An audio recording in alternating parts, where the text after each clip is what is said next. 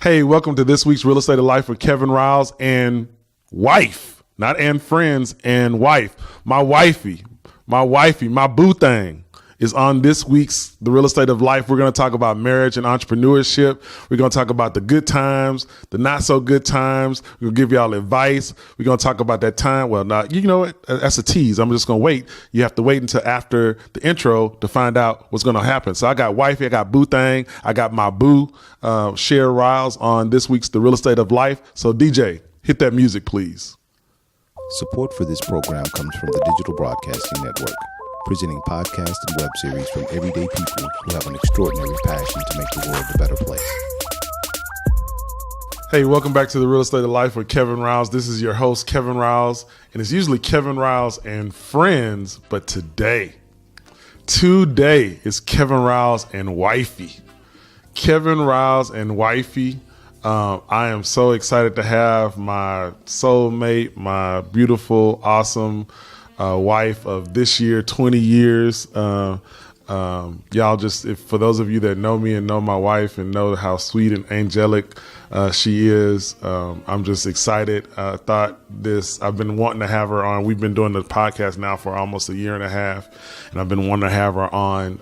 And so she finally, from a schedule standpoint, it all worked out. Mr. Producer actually came to our office, the worldwide headquarters of Kevin Riles Commercial. I appreciate him doing that. So welcome to The Real Estate of Life. Well, thank you, husband. I appreciate that so much. I'm glad to be here, and I just want to take the opportunity to give you a toast and say congratulations to you and your success. Thank you. See, that's what I'm saying. I'm married up, man. I'm married up above my pay grade. So the reason I wanted to have Cher on, my wife, by the way, name is Cher, for those of you that listen that don't know.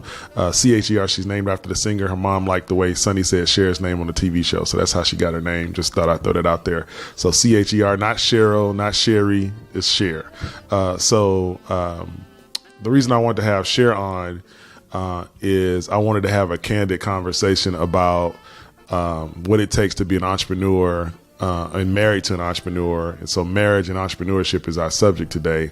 And the reason I think that's important is because a lot of folks that I deal with really don't have an understanding of what I do in the context of my family.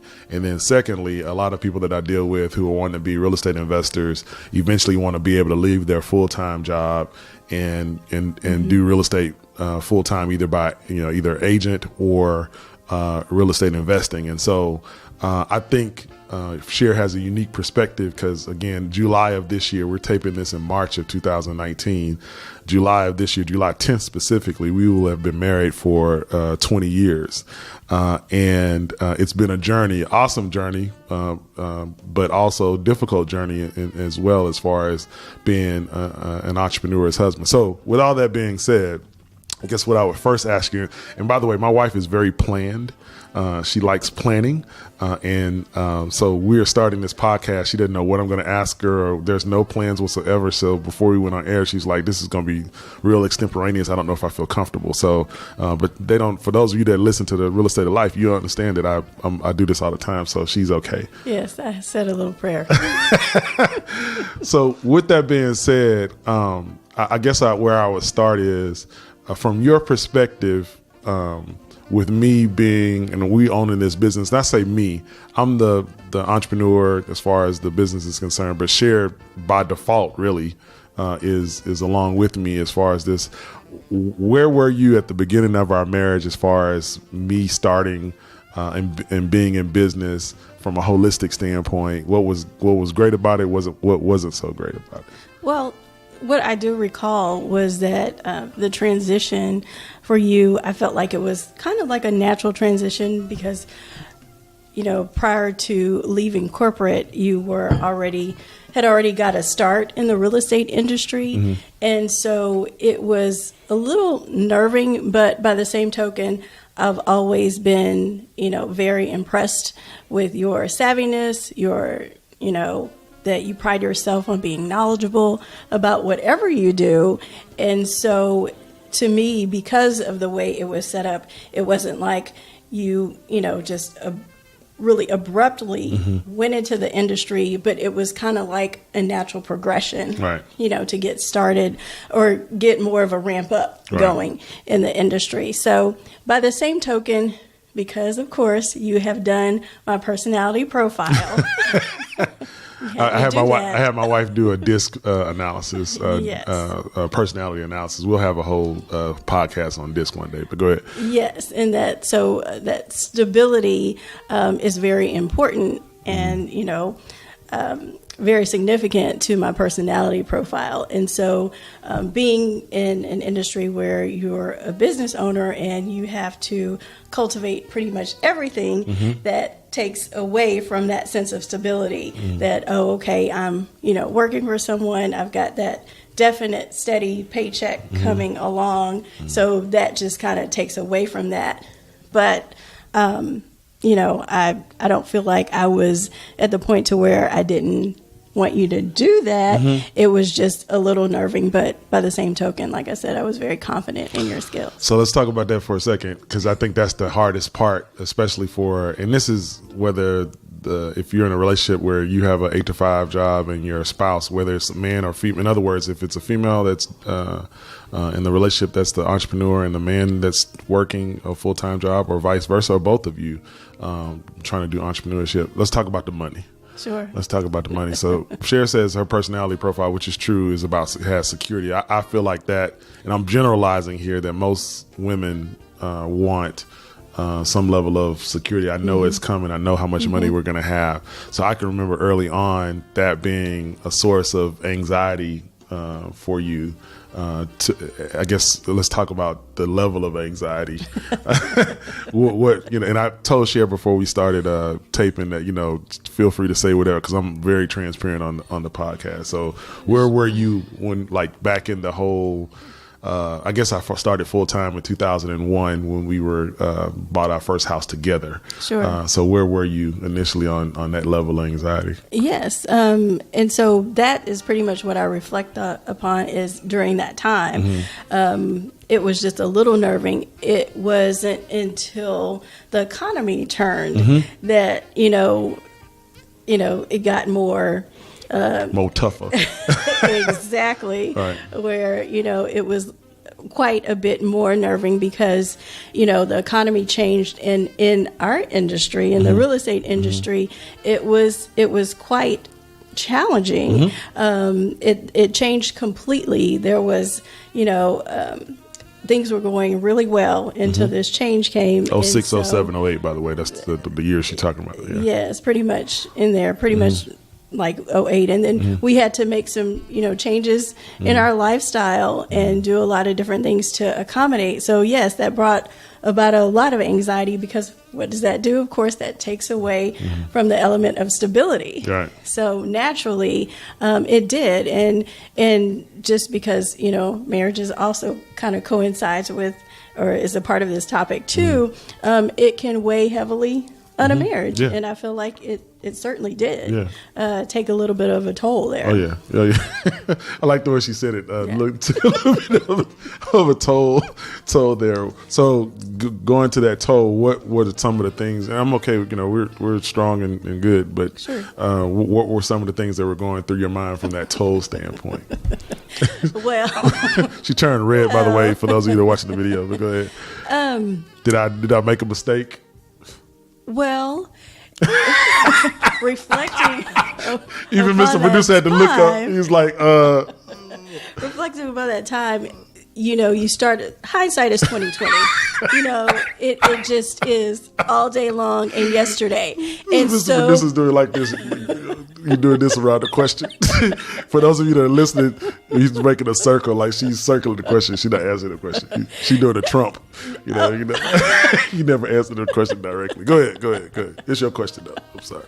Thank you. Please let me answer. This is after almost 20 years of marriage. Yes. Let me answer the question the way I choose. But yes. No, but seriously, I want to be direct in answering your question and making sure that I'm giving you the information that you're right. looking for, as opposed to maybe I'm being too general in this sense. But reflecting on that time, when we had to, sell the our house. I've told this story before. Move and things like that. And those transitions were, they were difficult. But for me, I have to think, in the line of my maturity since then. Okay. And so at that time, I could be telling you a lot of different things than what I'm saying now, because there's been some transcendence between that period of time, being 10 years ago and now, and where we are here. So, but reflecting back during that time, yes, I was anxious. I was very disgruntled. Angry. I was very upset. I was angry, mad, all of that, all those synonyms that go with angry and mad. Right. I was. Which invalidly so. I'm not. Right. Yeah, I acknowledge that. Right. I can tell you how I felt during that time as well. Sure. So, I remember the level of anxiety that you had, and how that weighed so heavily upon you and thus upon our marriage. It was very, very difficult to get through that. And it wasn't something, that we had to just get through overnight. It took several years, to get through that. So I want to be, specific in answering your question and saying, yes, that, I did, go through the gamut of emotions with, being angry and, concerned and all of that. But the great part about it, the things that I do look back upon, is that we had a support system in place. Huge. We, were on our butts, but not completely on our butts the way we could have been. And I was very thankful, for the support that we did have, that kept us, completely, from being, just seriously on. Yes. To put it that way. Right. Exactly. Yes. Right. So, just for parenthetical reference, during that period of time, when the economy changed, I was going through deciding whether I even really wanted to be in the industry. Decided I wanted to go to seminary for a quick second. Was making all these changes, which affected my family. We sold our house that we had purchased together, and we moved into a house that was owned by Cher's parents. That was literally directly behind them. There was a gate between our houses, and they allowed us to stay in that house for a very economically friendly deal, as long as we took care of the house. And so because of that support, the fall that the economy provided, or the economy made us have, and my decision to possibly get out of the business, wasn't as precipitous as it would have been if we didn't have the support that she's talking about. So Cher's family, my mom at the time, even a little bit before that, I remember paid, helped with Madison's private school. So we just had a lot of support. And so to that point, it was very difficult. So from my perspective of that is, as a man, that was a hugely difficult and depressing time for me, because I felt like the one thing that we're supposed to do is provide for our family, and I wasn't doing a very good job of that. And I was depressed. There's not even, there's no other way to put it, and anxious and during that time. And so, and it wasn't an overnight deal like, oh, I had a bad year. It was like a bad 3 or 4 years. But because of that support, it allowed for us. So I think one of the things to take from that story, and I'm glad Cher was transparent in that, is in marriage and entrepreneurship, since that's our subject, you also hopefully have a support system around your marriage that is supportive of your union, not just in a, I like them, but, when things happen, I'm not even talking about money. I'm just talking about people that understand and you can go to as well. So family or friends or whoever that is important, and that, in retrospect, because we both matured since then. We've both matured since then, in that we're able to look back on that, and that actually, I think, made us, much stronger. We've always been in a fight together, but that, when you go through something like that, it definitely brings you. So the reason I want to do this podcast was that all that glitters is not gold. And I wanted Cher to talk to. One of the things that that happens a lot is I've been blessed, and my wife gave me a toast at the beginning of this podcast as to all of my successes and things of that nature. And, one of my friends, I'm taking Fort Bend leadership now in a leadership program. And we were talking about social media the other day and how social media is a highlight reel, a sports highlight reel. Like on ESPN, you only see the dunks. You don't see when the guy double dribbled or, the ball got kicked out of the bounce. You only see the good stuff. And so that's what social media is. Nobody posts their problems for the most part, every once in a while. So with that, I post, stuff and about, the successes, getting my CCIM, buying the office condo, which we're sitting in today, successes with Madison and our daughter who, is doing great, an awesome young lady, and people, and the successes as far as deals I've closed. And so people will come up to me constantly with Cher and say, oh man, I want to get into real estate, cause I want to make money like you. Or I want to, live like you're living. And inevitably we'll get home and you will say, what? She's shaking her head already. It's real. Let me tell you, it is definitely more than a notion to cultivate business on your own. And that speaks back to the stability component of when you're working for someone. And then so when you are actually trying to drum up business on your own, market yourself and, cultivate your own business, it is definitely, it can be a struggle, and it can take a long time to get the momentum that you need to get going. So when 20 people, years. Yes, exactly. So when people, go to a closing and they see your check. That's right. They see your check. They look at that settlement statement and they're like, he did okay. what? How many houses did you show me? Then they started backtracking and trying to see, how much time you actually put into this transaction and not accounting for everything that goes into that. And so, there's that disparity between, how much sometimes someone can value your services, when they see that check. So automatically it just, the flip gets, the script gets flipped. Is he worth very that? Quickly. Exactly. And which is, can be very surprising at times. And, so yes, but the struggle is real. The struggle and is she real. gets to see Yeah. the reason I want her to speak to, and this is, I hope someone out there, I know I met a couple recently that listens to my podcast, and I'd never met them before, and they were like, it was so weird to talk to me because they know my voice but not my face. And him and his wife listened to my podcast in their car on the way to where they ride to work together. And so this is for folks like that where you don't get to see the sausage made, you just get to eat it, or the food made. And so what over the years, what have you seen from me that people wouldn't know from a practical standpoint of just the range of emotions, my health, the whole grind? Yes, that it is seriously a grind. And so intertwining that with the marriage, because of the nature of the industry, you are gone so much. You're having to that was a big thing at the disposal. The beginning. That was huge. Be at the disposal of your clients who are trying to work on, real estate matters after normal work hours. Especially so when I did more residential. Absolutely. Exactly. And so you're expected to be available to them on the weekends, in the evenings, and pretty much 24/7. Your phone can ring at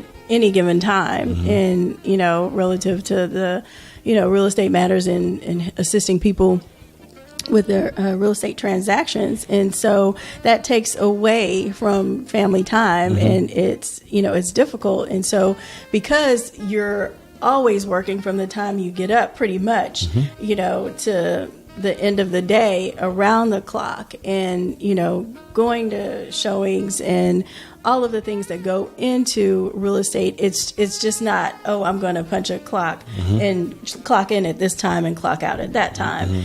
That's just not the nature of the business. And so that can weigh on a marriage too, because I can say, hey, I have something that I would like to commit to, or something that I would like to do at this time, but there's not you're not help. going to necessarily be available. You, at that I mean, let's time. just say, And you used so- to say you felt like a single parent. Yeah. And you know, I said some other things along with that weren't so great that I'd rather not repeat. But, you know, then that goes back to that sense Right. of maturity, you know, and appreciation. I told her to be, you know, transparency being transparent. I mean, but I acknowledge that, especially when I had the HUD contract, that was just all consuming. And Madison, our daughter, was an infant / toddler during that. More so toddler. Toddler during that time. And I was MIA. I was at the office all the time, was showing property, and you know, that was difficult. It was difficult in the moment for me to do that because I felt guilty, but even in retrospect, I feel guilty about that. Now, Madison and I feel like have a relatively decent and good relationship, but I feel like I missed a lot as well. Yeah, and then, yeah, go ahead. Yeah, when she was, yeah, developing her language skills, you know, as kids do, where daddy? And I would say daddy's at work. So she got to the point to where she would ask the question herself and answer it. Where daddy? Daddy what?